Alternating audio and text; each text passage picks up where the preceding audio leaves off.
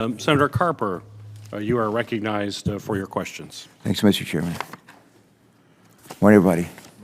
I already had a chance to say hello to our witnesses before the hearing began, but we're delighted that you're here. Grateful to you for your service, and grateful that you're here today. Let me just say, Mr. Rascott. Do you pronounce your name Rascott? Yes. Yes, Senator. Have you ever met the former governor, former attorney general of Montana? I have not.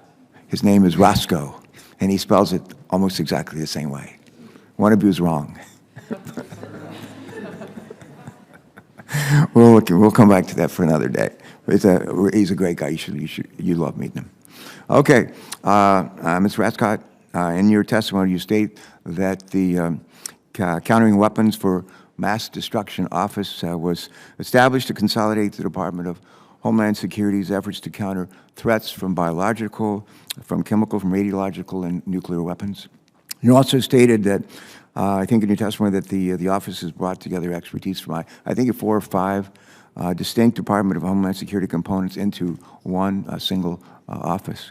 Could you please take a moment with all of us to explain how the Countering Weapons of Mass Destruction Office has streamlined what was previously a fragmented approach to addressing chemical, biological, nuclear, and other relevant threats? That's one part of my question.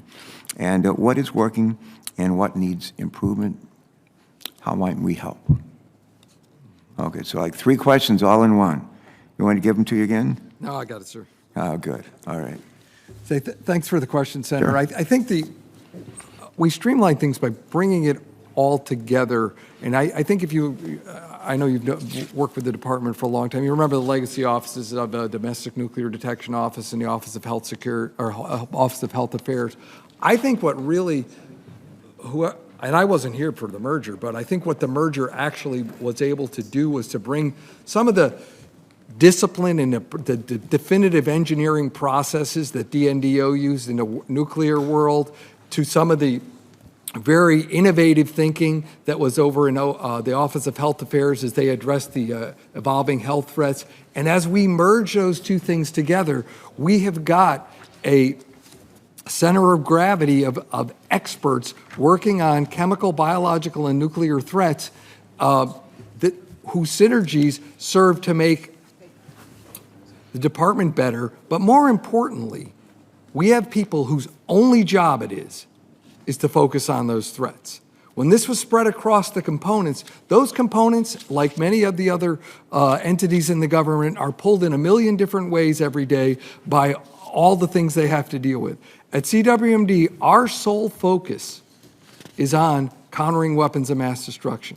And as I stated in my opening remarks, that requires specialized skills, training, and equipment, as well as expertise. You can't get that overnight. You got to have it when you need it, and this office has it.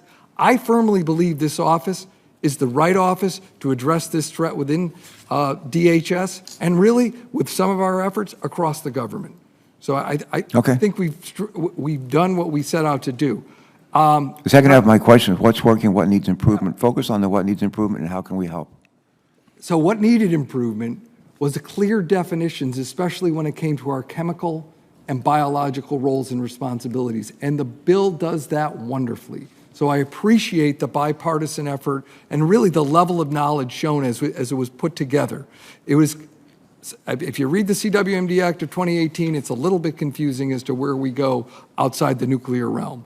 It is crystal clear now, sir. It's clear to my own staff, it's clear to the department, it's clear to our partners, and it's clear to state and locals. And the last, I guess the other thing is that you're covering with the bill, which we really need, is permanence. It's hard to develop what? Permanence. We expire in 23. It's hard permanence, to build okay. long-lasting relationships at the state and local level when they don't know if you're coming next year. Yeah. Because they got to invest time in us just like we invest in them.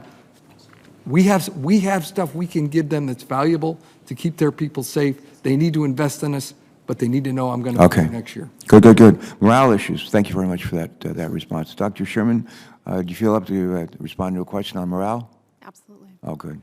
As the folks on this committee know, certainly, and I suspect all of you know too, the Department of Homeland Security has struggled with employee engagement, morale issues for many years. This is an issue that I care deeply about. This is an issue I think that we care deeply about. Unfortunately, the Countering Weapons of Mass Destruction Office ranked the lowest, I'm told, the lowest of all DHS components in 2019 with regard to employee engagement.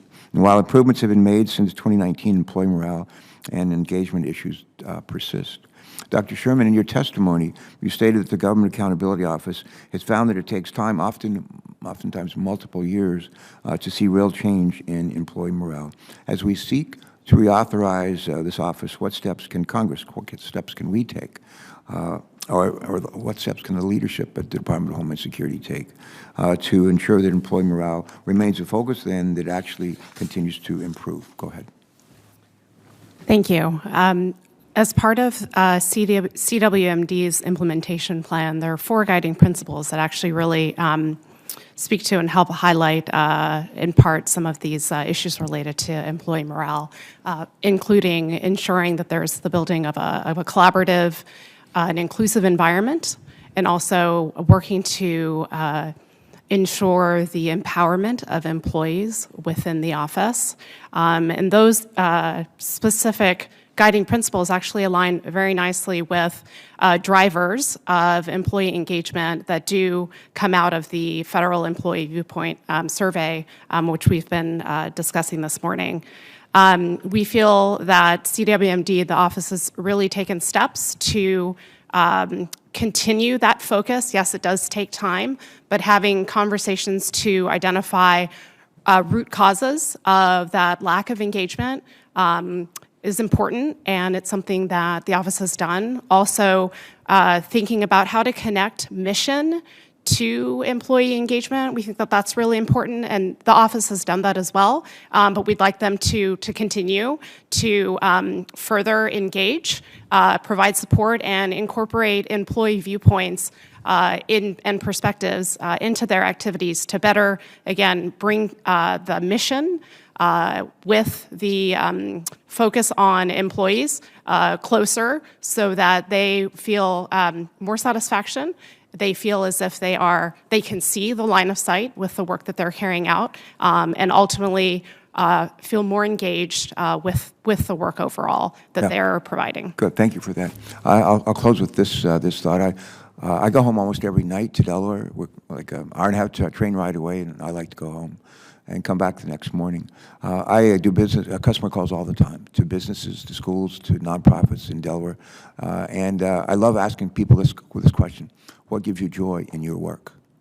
What gives you joy in your work? And you know what most people say? Helping people. Helping people. One of the things that I think it's important that we do better, maybe a better job, is for folks that are working in this area as part of the Department of Homeland Security, is that we may better connect how they're actually helping people and making a difference in the lives of those people. And I think that would help make us feel better, make them feel better about the work that they do. All right, thank you very much. Thanks for your leadership and for joining us today. Thanks, Mr. Chairman. Thank you.